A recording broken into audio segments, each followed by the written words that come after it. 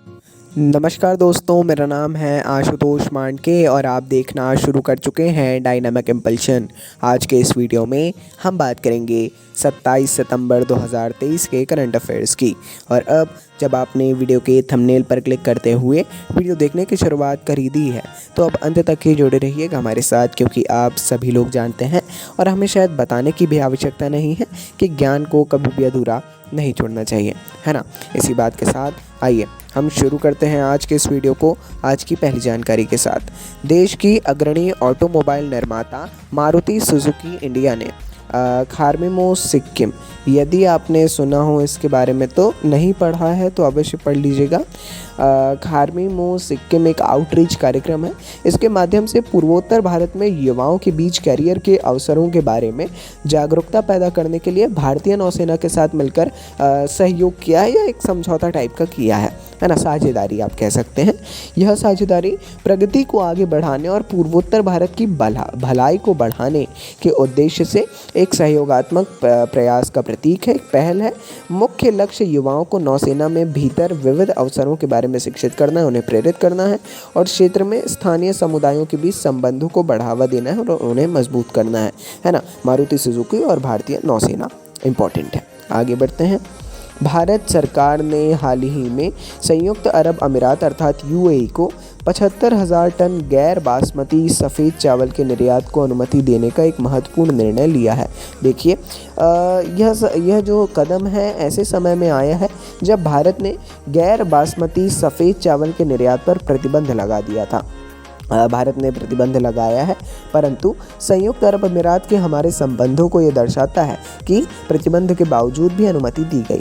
विदेश व्यापार महानिदेशालय ने भारत की निर्यात नीतियों में बदलाव का संकेत देते हुए सोमवार को यह घोषणा की और ये बहुत बड़ा कदम इसको माना जा रहा है ना। 75,000 टन गैर बासमती सफ़ेद चावल का निर्यात किया जाएगा यूएई को भारत के द्वारा, है ना। एक सहयोग इसमें भी आप कह सकते हैं। आइए आगे बढ़ते हैं। अगली जानकारी, रक्षा मंत्री राजनाथ सिंह ने औपचारिक रूप से पहले C-295 मध्यम सामरिक परिवहन विमान को IAF अर्थात इंडियन एयरफोर्स के शस्त्रागार में शामिल किया।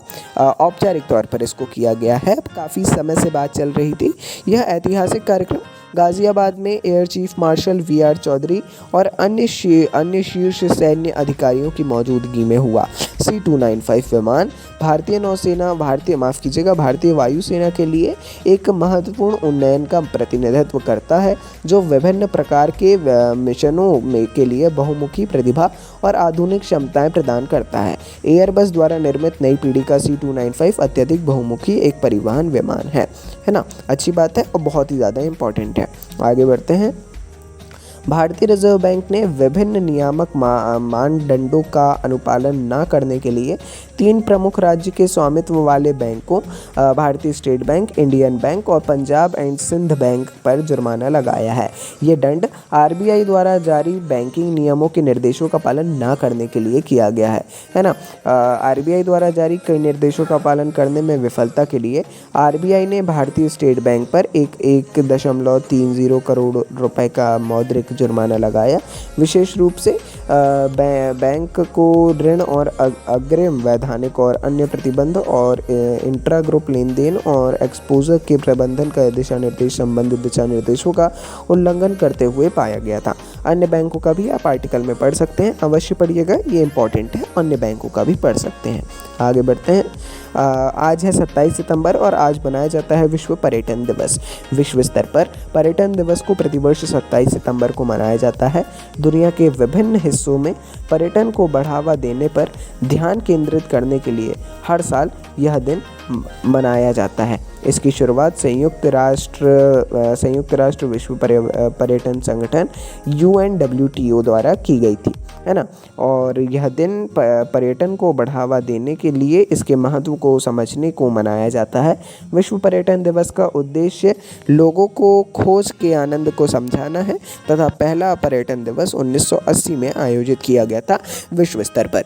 तब से अब तक हम प्रतिवर्ष पर्यावरण दिवस पर्यटन दिवस मनाते आए हैं। आगे बढ़ते हैं।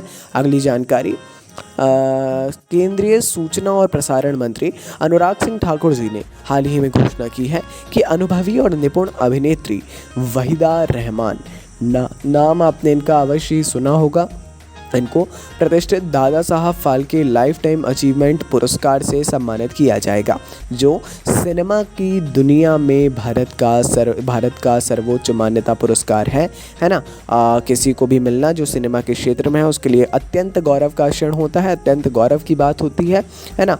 और ये अच्छी बात है, वहीदा रहमान जी को ये दिया जा रहा है और ये वाकई में निपुण तथा अनुभवी अभिनेत्री हैं। अच्छी बात है और इम्पॉर्टेंट भी हैं। पहले किस किस को दिया जा चुका है ये पढ़ लीजिएगा अवश्य, वो भी इम्पॉर्टेंट है। बाकी यदि आज के इस वीडियो की अंतिम जानकारी, यदि आपको कोई भी कन्फ्यूज़न हो किसी भी टॉपिक से रिलेटेड, कमेंट सेक्शन में आप कभी भी पूछ सकते हैं। बाकी अपन मिलते हैं ऐसी ढेर सारी जानकारियों के साथ अगले वीडियो में। नमस्कार, डायनामिक इम्पल्शन।